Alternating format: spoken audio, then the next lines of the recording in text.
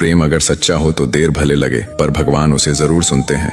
गोकुल में एक सुंदर मोर रहता था जो श्री कृष्ण का परम भक्त था। वह दिन रात एक ही इच्छा रखता था, बस एक बार अपने सांवरे के चरणों का स्पर्श मिले।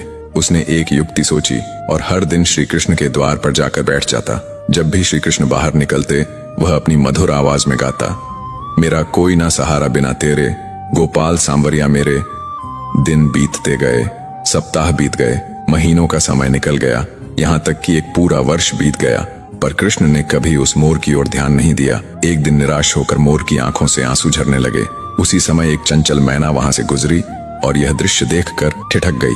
वह बोली, हे मोर, कृष्ण के द्वार पर कोई रो रहा है, यह तो आश्चर्य की बात है। जब उसने मोर से कारण पूछा तो मोर ने दुखी स्वर में कहा, 1 साल से इस छलिए को रिंझा रहा हूं, पर इसने आज तक मुझे पानी तक नहीं दिया। मैना मुस्कुराई और बोली, मैं बरसाने से आई हूं, चल मेरे साथ, राधे रानी दयालु हैं, वे तुझ पर अवश्य कृपा करेंगी। मोर ने उसकी बात मान ली और दोनों उड़ चले बरसाने की ओर। वहां पहुंचकर मैना ने गाना शुरू किया, राधे राधे बरसाने वाली राधे।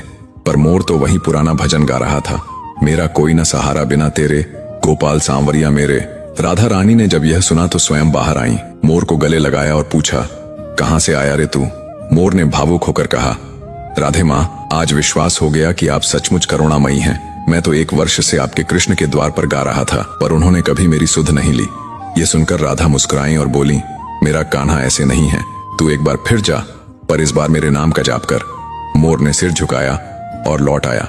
अब वह द्वार पर बैठकर गाने लगा, जय राधे राधे, जय राधे राधे।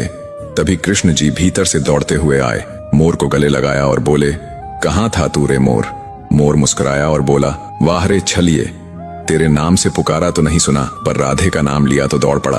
कृष्ण हंसे और बोले, यह तेरा सौभाग्य है कि तूने राधा का नाम लिया, इसलिए मैं तुझे वर देता हूँ, जब तक यह सृष्टि रहेगी तेरे पंख मेरे मुकुट की शोभा बनकर सदा मेरे साथ रहे।